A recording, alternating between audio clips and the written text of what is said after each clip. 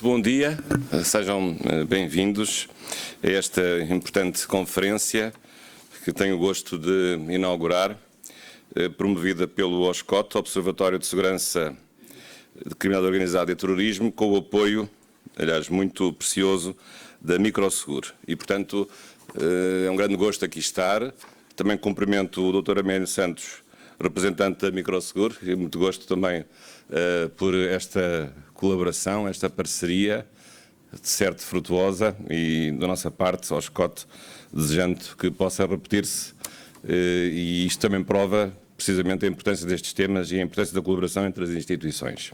O OSCOT é uma instituição privada, é um observatório que não tem fins lucrativos, já fundado há uns anos, em 2005, e julgo que tem, modéstia à parte, como modesto membro e agora nesta fase como Presidente do seu Conselho Diretivo, julgo que tem prestado um grande serviço ao país nestas questões da segurança. Questões, como sabem, que se recolocaram num patamar de maior exigência e de prioridade nacional e internacional, sobretudo depois dos atentados de 11 de setembro de 2001.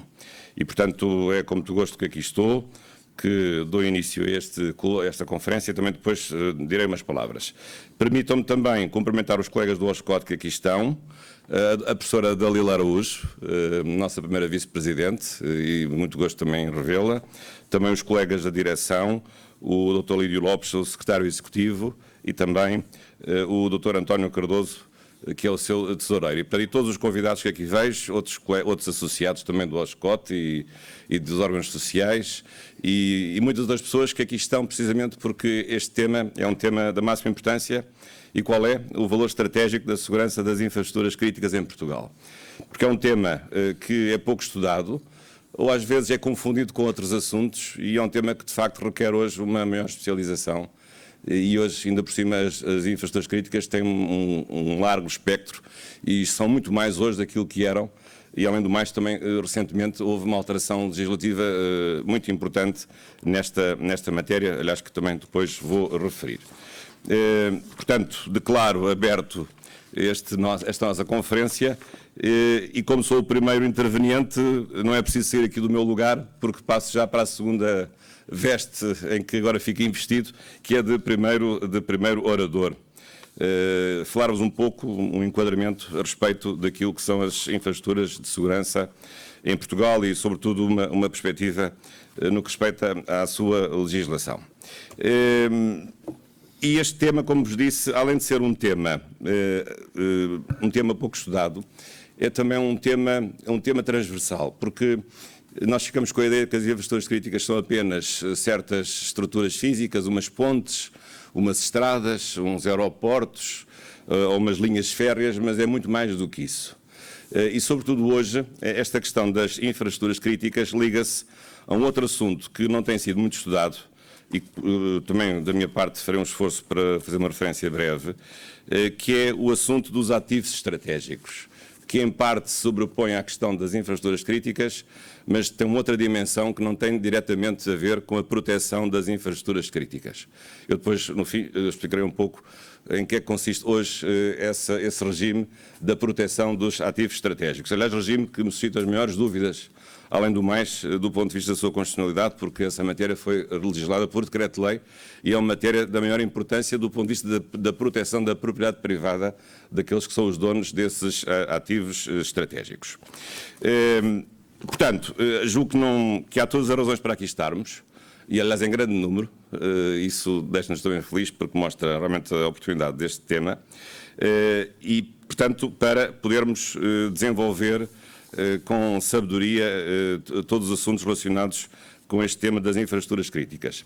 Aliás, a qualidade da conferência certamente não vai depender de mim, vai depender de todos aqueles que por aqui vão passar.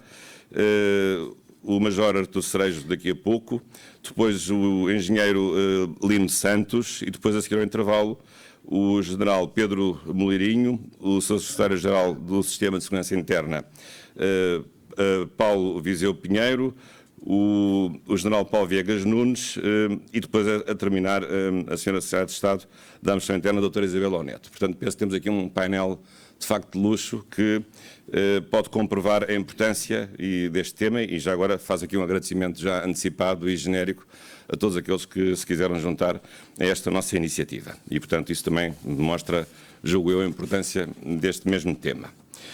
Mas eu, antes de propriamente falar nas infraestruturas críticas, gostava de equacionar este assunto no tema mais geral, que é o tema da segurança nacional. É um tema, não é só o nome de uma série com muitas temporadas da Netflix, não é só isso, é muito mais do que isso, é um nome que de facto hoje tem sido referido, apesar de não ser do ponto de vista legislativo reconhecido como tal, porque ainda temos uma visão da segurança do país dividida em vários pilares que agora vai comunicando melhor.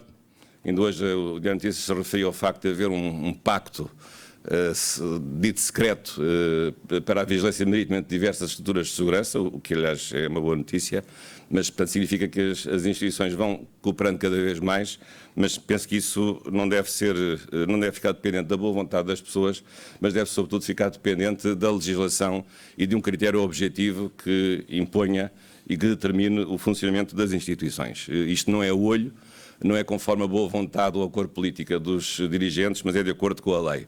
E, portanto, vamos caminhando e vamos melhorando precisamente estes mecanismos de colaboração entre as várias instituições.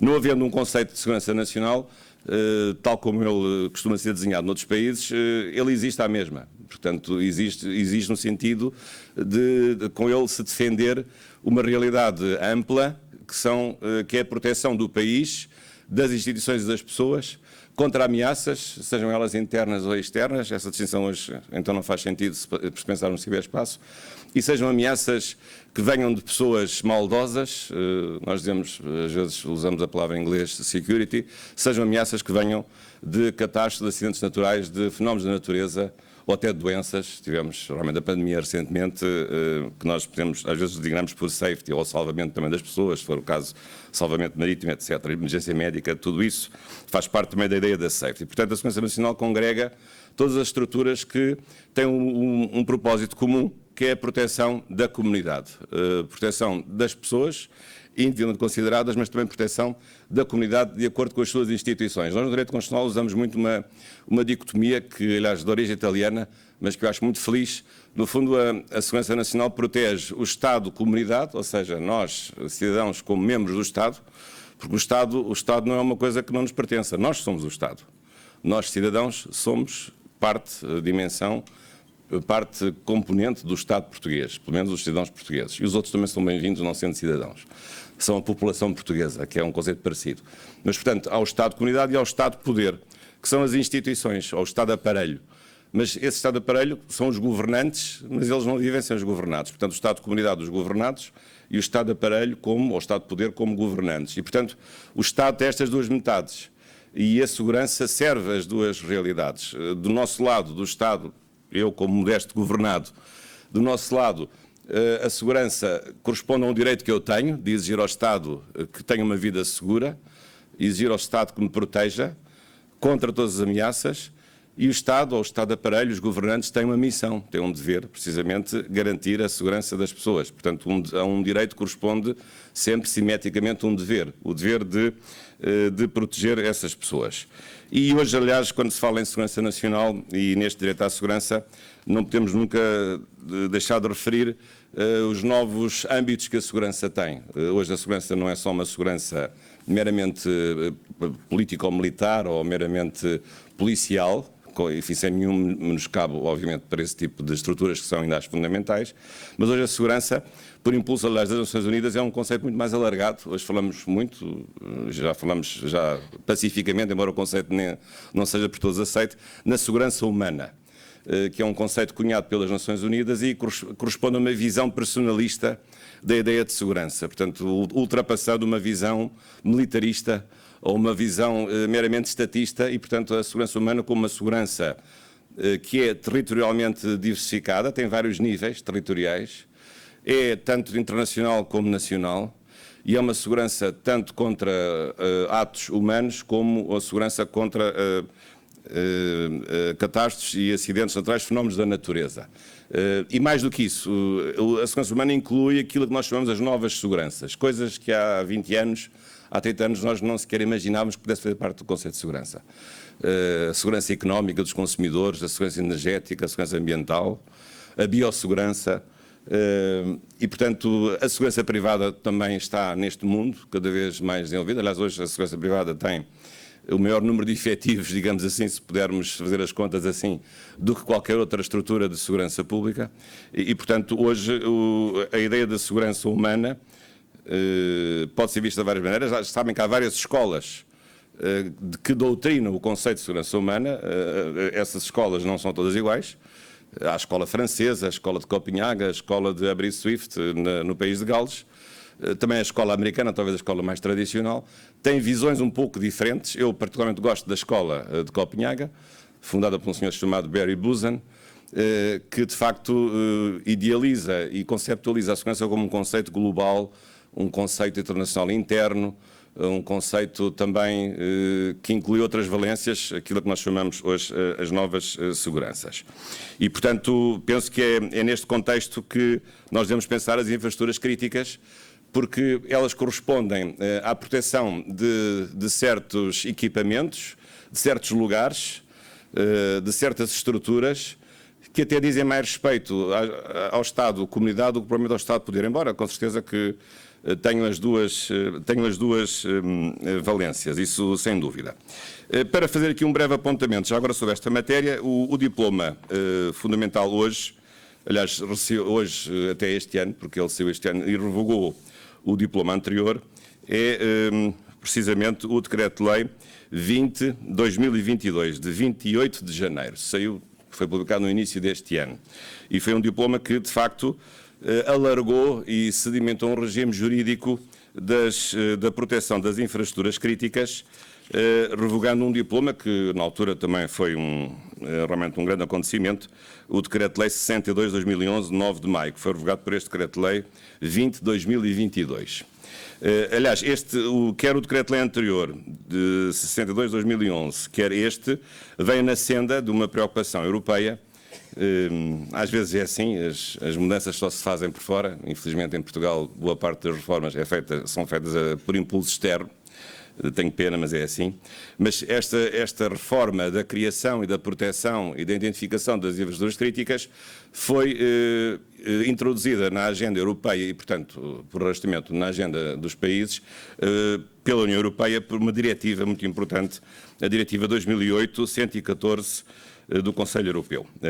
E, portanto, que diz respeito à identificação e designação das infraestruturas críticas europeias e à avaliação da necessidade de melhorar a sua proteção. E, portanto, esta diretiva, claro que se insere, num primeiro grau, na estratégia europeia de combate ao terrorismo. Portanto, nós aqui estamos em 2008, nós estávamos ainda muito longe de 2001, e ainda tão menos longe que estávamos dos atentados de Londres e de Madrid, de 2005, e portanto, a ideia de que o terrorismo também pode atingir infraestruturas críticas é uma ideia que começou realmente a se ingrar e daí a necessidade de ter-se feito esta diretiva. Depois a diretiva, claro que só se refere às infraestruturas críticas de impacto europeu, mas depois ela acabaria por impor aos Estados que pudessem levar a cabo a proteção de outras infraestruturas críticas que não têm realmente impacto europeu. E, portanto, é essa distinção entre infraestruturas críticas nacionais e infraestruturas críticas europeias, que têm um impacto europeu. Já agora, também recentemente, numa longa história, também, e este é o terceiro diploma que eu gostaria aqui de fazer referência, saiu ano passado, há 2 anos, perdão, um decreto-lei muito importante que veio reconfigurar e veio recriar o Sistema Nacional de Planeamento Civil de Emergência, que teve uma vida, coitado, este sistema teve uma vida atribulada. Já foi extinto, depois foi recriado, já teve várias configurações, já esteve no gabinete do Primeiro-Ministro, depois agora está o Presidente, por inerência, é o Presidente da NNPC, portanto tem tido uma vida realmente complicada. Este pobre, gostaria que fosse pobre, não mau assim da palavra, mas este pobre e maltratado Sistema Nacional de Planeamento Civil de Emergência, que é um sistema muito importante porque é a resposta que o país pode dar, uma resposta civil, porque o sistema é complementar do sistema militar, a resposta civil precisamente às crises e tudo aquilo que se deve fazer para manter o país a funcionar, perante situações de crise. E, portanto, este sistema é um sistema muito importante, sobretudo porque atua numa lógica de antecipação e de planeamento. E a questão das infraestruturas críticas está também muito presente neste sistema, porque é este sistema que vai ter uma intervenção decisiva nesse registro das infraestruturas críticas. Portanto, também, já agora faço referência a este Decreto-Lei 43/2020, de 21 de julho, que restabelece o Sistema Nacional de Planeamento Civil de Emergência. E que, aliás, cujo presidente, digamos, ou de cujo organismo fundamental, tem como presidente, que é o Conselho Nacional de Planeamento Civil de Emergência, por inerência, o presidente deste organismo é o presidente da Autoridade Nacional de Emergência e Proteção Civil, embora depois o sistema seja um sistema de apoio ao Governo, portanto, em geral e em particular ao Gabinete do Primeiro-Ministro. Portanto, esta é a legislação que rege neste momento este tema, digamos, em várias perspectivas, e avançando aqui um pouco, também para não demorar muito, já vos disse que as infraestruturas críticas podem corresponder a duas categorias, às nacionais e àquelas que têm impacto europeu. As que têm impacto europeu são aquelas que dizem respeito a mais dois países quando haja problemas, ou seja, quando a sua perturbação, a sua destruição tenha reflexo no normal funcionamento da atividade de dois ou mais países da União Europeia. Se isso acontecer apenas num país, aí chamamos infraestrutura crítica, nesse caso, nacional. A legislação pretende fazer uma definição de infraestruturas críticas e penso que este novo decreto-lei é bom nesse sentido, avança bastante, mas, no entanto, fica aqui uma observação que eu acho que é justa, que é de dizer o seguinte: apesar de tudo, mantém-se uma assimetria significativa, porque as infraestruturas europeias apenas dizem respeito à energia e aos transportes, enquanto que, felizmente, agora com o novo Decreto-Lei 2022, as infraestruturas críticas nacionais vão muito além da questão dos transportes e da questão da energia, como é evidente. Aliás, os temas que ficam a fazer parte das áreas de intervenção, ou nas áreas em que nós podemos identificar as infraestruturas críticas, essas várias áreas estão bem explícitas no anexo a este Decreto-Lei 20/2022, e nós vemos, além da energia e dos transportes, que são dois primeiros setores, depois temos, como era óbvio, comunicações, infraestruturas críticas digitais, como também é óbvio, abastecimento público de água e tratamento de resíduos, alimentação, saúde, órgãos de soberania e governo e defesa. Eu talvez acrescentasse, porventura, a justiça, se é que ela já não está integrada no conceito amplo aqui de órgãos de soberania. Mas uma disrupção nas áreas da justiça, nos dados, nas escrituras públicas, que hoje é tudo registado, ou no registro das sentenças, ou no registro das penas, ou no registro dos processos. Imaginem a desgraça que seria se houvesse um pirata informático que resolvesse eliminar todos os dados informatizados em matéria de justiça. Penso que isso seria equiparável a uma coisa dessas na área da saúde, por exemplo, ou noutras áreas do Governo. E, portanto, já agora, como estou-me aqui a esquecer, olhando aqui para a professora Dalila, não podia esquecer dos serviços financeiros, precisamente. Portanto, o setor bancário e o mercado de instrumentos financeiros e o setor segurador e os fundos de pensões também fazem parte, neste anexo, fazem parte dos temas que estão submetidos à identificação de infraestruturas críticas. E, portanto, julgo que há esta assimetria. Nesse aspecto, a legislação portuguesa até é mais avançada do que a orientação europeia, embora uma coisa não impeça que a outra também funcione. Aliás, eu tenho dúvidas a respeito do caráter taxativo desta lista, porque penso que pode haver outras infraestruturas críticas que não se encaixem exatamente nestes temas, nestes setores de atividade, que também podem ser qualificadas como tal. Aliás, a legislação, quando define infraestruturas críticas, tem um conceito tão amplo, que não é difícil meter lá qualquer coisa, o que por si também pode ser perigoso, porque não podemos tornar tudo infraestruturas críticas sob pena de tornar esse conceito absolutamente inoperacional e, sobretudo, de o tornar impossível de praticar, porque quando uma estrutura é considerada infraestrutura crítica, depois há responsabilidades inerentes a esse mesmo estatuto. Mas eu vou só ler aqui: infraestrutura crítica nacional é a infraestrutura crítica situada em território português cuja perturbação do funcionamento ou destruição teria um impacto significativo à escala nacional. Portanto, a ideia é sempre uma realidade física ou digital que tem que funcionar. E, portanto, se não funcionar por ser destruída ou se funcionar mal, isso prejudica o quê? Esse é outro problema. Prejudica estas atividades que eu referi neste anexo, mas no fundo prejudica uma ideia de continuidade do Estado.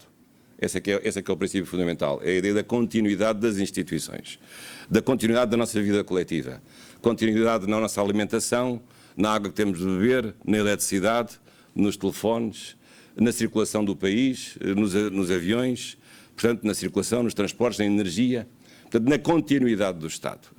Isso não é dito assim de uma forma explícita, mas essa é que é a base realmente do conceito de infraestrutura crítica.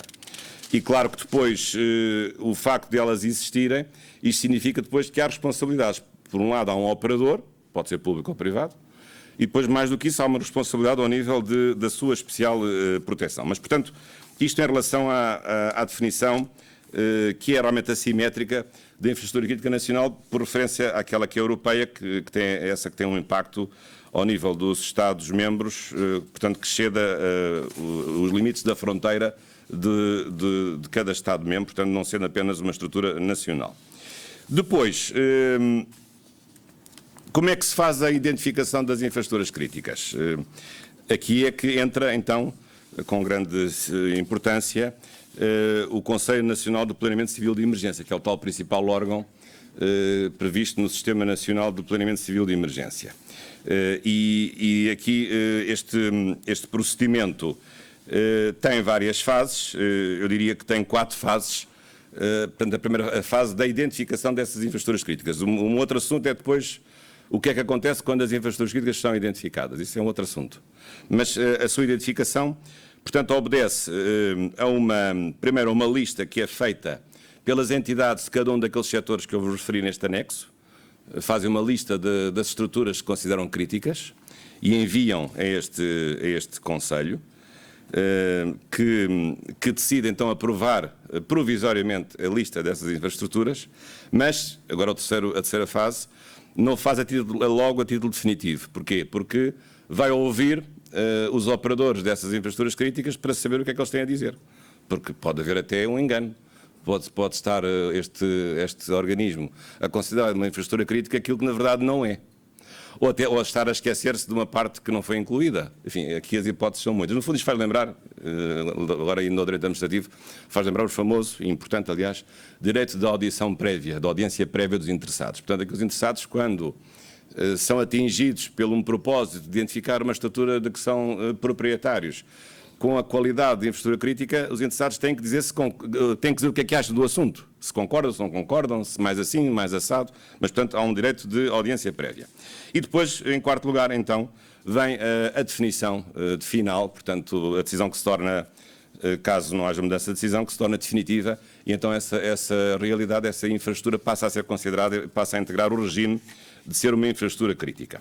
E agora este é o outro lado da questão. Então, o que é que muda quando algo que não era, passa a ser uma infraestrutura crítica nacional? Se for europeia, há mais alguma exigência na comunicação a entidades, quer aos outros países, quer à Comissão Europeia.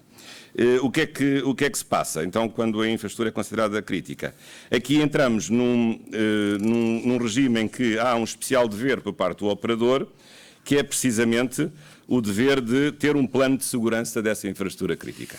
Plano de segurança, aliás, que é minuciosamente descrito no artigo 11 deste decreto-lei, que refere um conjunto de elementos que deve, perdão, artigo 13 deste decreto-lei, que refere um conjunto de elementos que devem estar presentes na identificação e que devem integrar esse plano de segurança, e esse plano de segurança significa, portanto, que aquele operador vai ficar submetido a um dever de especial proteção daquela infraestrutura crítica. Depois esse plano tem que incluir não só a identificação da estrutura, mas também uma avaliação do risco que essa infraestrutura tem. Se o risco é grande, se é pequeno, tem que fazer uma avaliação de risco, claro que é sempre preventiva. E depois, mais do que isso, tem que prever a possibilidade de existência de contramedidas caso haja um ataque a essa infraestrutura crítica e, portanto, no sentido de ter logo um remédio à mão para poder superar o ataque a essa infraestrutura crítica. Este plano de segurança também não é feito à vontade por parte do operador. porque este plano de segurança depois obedece também aqui a uma intervenção, agora já de outro mecanismo, de outra estrutura, que é o Sistema de Segurança Interna através do Secretário-Geral, aliás, que vamos ter daqui a pouco entre nós. E, portanto, é o Sistema de Segurança Interna que pede precisamente aos operadores que façam esse plano de segurança.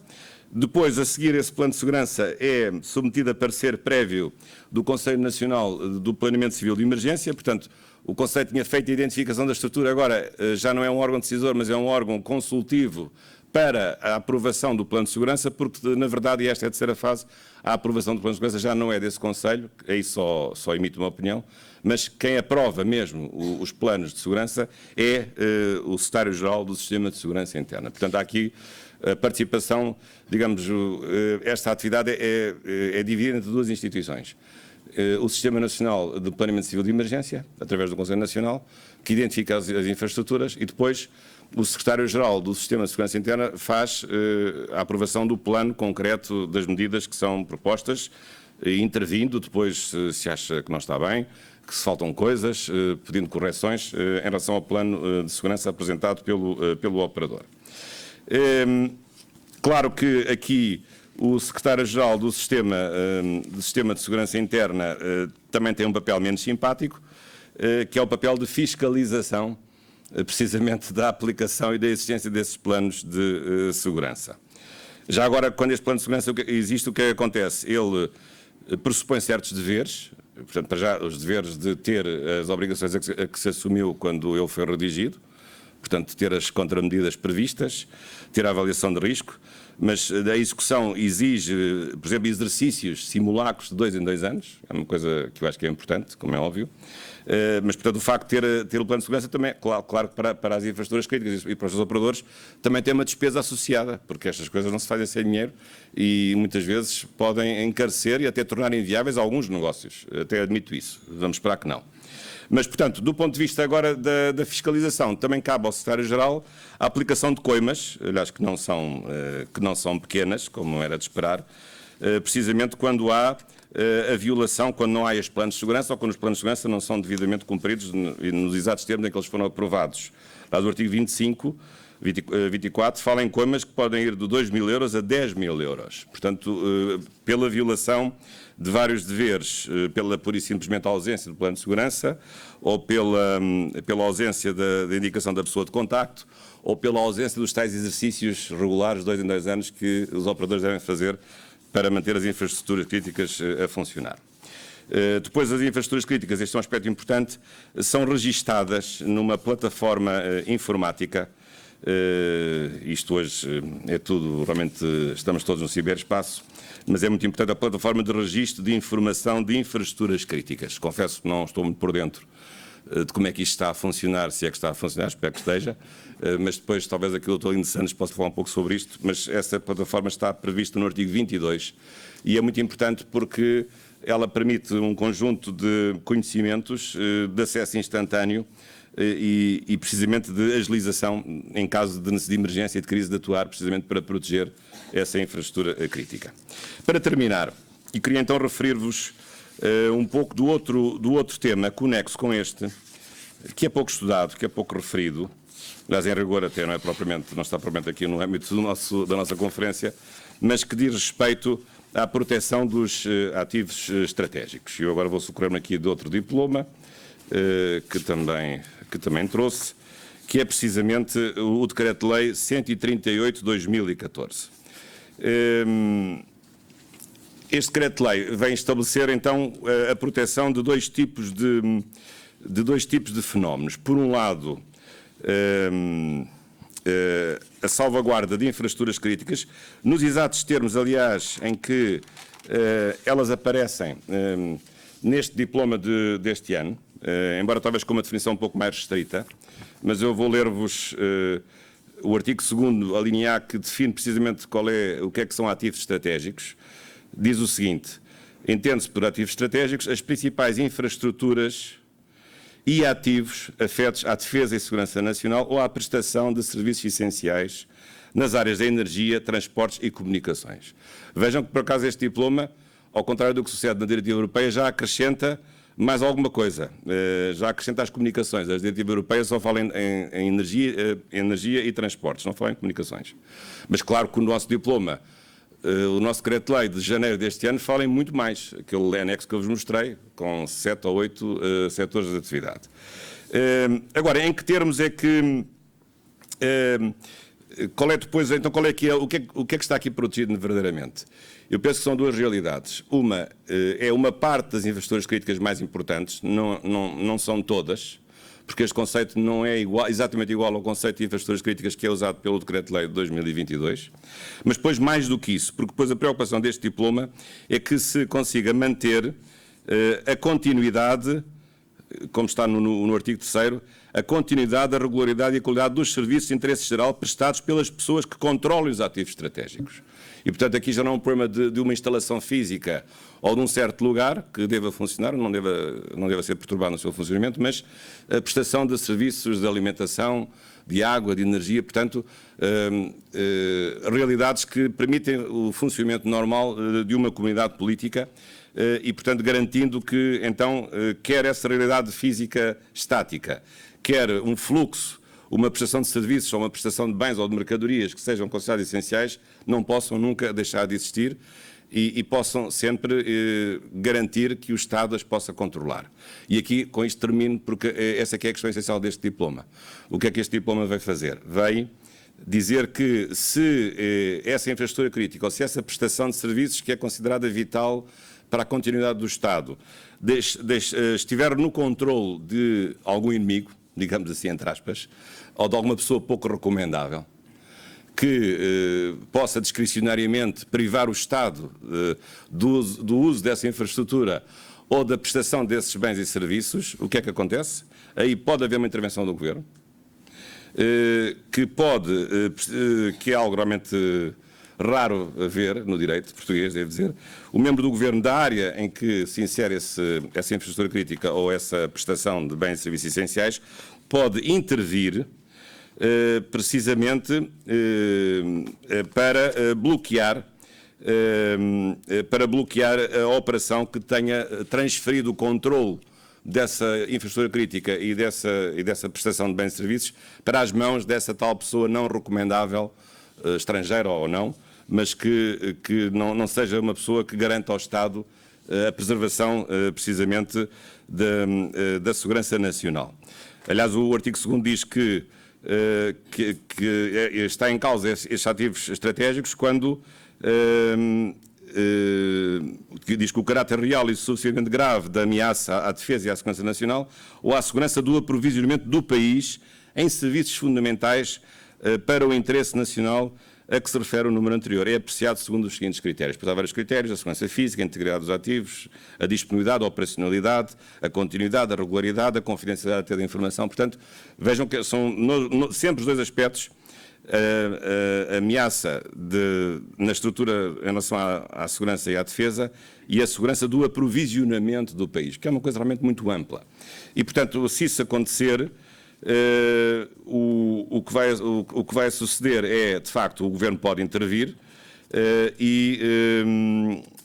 portanto, determina que neste caso, o Governo intervindo pode determinar que essa infraestrutura, ou digamos, a ativa estratégica é o conceito comum à infraestrutura e à prestação de bens e serviços essenciais, portanto, que se torne realmente protegido por este conceito de ativo estratégico e notifica a entidade que assim considera. Portanto, e a entidade depois poderá também aqui, há com certeza aqui o exercício também de um direito de audição, pode entender que isso não justifica, que isso é uma medida, digamos, exagerada, que não tem nada a ver com a segurança nacional, e, portanto, a entidade pode também contestar, portanto, havendo a indicação do Governo, a entidade é ouvida sempre e, portanto, pode contestar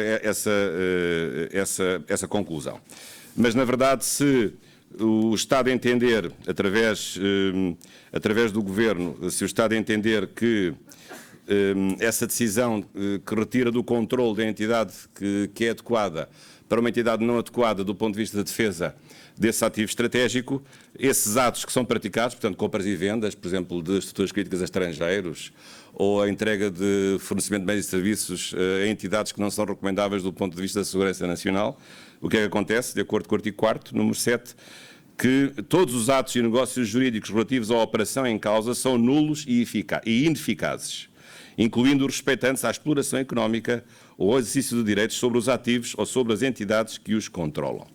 Portanto, isto é uma sentença realmente de morte, porque todo aquilo que se faça no sentido da aquisição desses ativos estratégicos que contraria a defesa nacional e a segurança nacional, esses atos jurídicos podem ser compras de voltado de valor, transações comerciais, aquisições dessas infraestruturas críticas, são consideradas nulas e ineficazes. Aliás, é raro em direito, aliás, ver as duas palavras juntas, porque quando é nulo já se sabe que é ineficaz, mas aqui a lei quis pôr mesmo, carregar, sublinhar que é nulo e ao mesmo tempo ineficaz.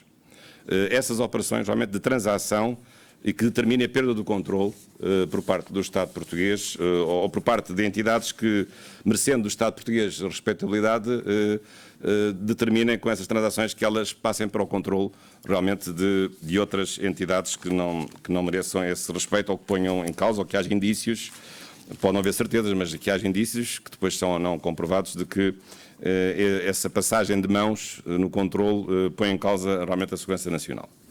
Portanto, era um pouco isto que eu vos queria dizer, mas julgo que esta parte sobre os ativos estratégicos, que ainda é menos conhecida do que a outra, também se justificava neste contexto da conferência de hoje sobre o valor estratégico da segurança nas infraestruturas críticas. Muito obrigado pela vossa atenção e continuação de bons trabalhos.